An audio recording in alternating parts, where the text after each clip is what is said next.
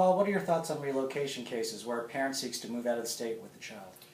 My thoughts on relocation cases are as follows. They're extremely difficult cases to handle for an attorney. I can honestly say that they have been some of the most heart-touching cases that I've dealt with in my 23 years of practicing law. I think most attorneys would agree with that. Additionally, I've heard from numerous judges who have told me that relocation cases have been some of the most difficult decisions that they've had to make. I think it's important for the viewers to recognize that when we say the word relocation, what we're really talking about is a situation where a child has resided in the state of Nevada with both parents, and one of the parents is now seeking to move outside the state of Nevada with that child, which would create sort of a visitation or going back and forth experience for the child.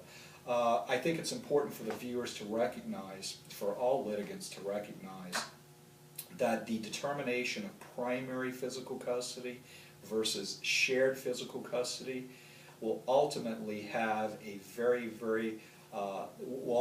be a very large factor in the ultimate determination as to whether or not a parent is allowed to relocate outside the state of Nevada with the child. So I would tell the viewers, in relocation cases, or prior to the time of signing off on a decree, prior to the time of entering into an agreement regarding custody, prior to the time of trying a case before a judge, if that's necessary, please take into account the possibility, the probability, and the likelihood of there being the potential for relocation to another state.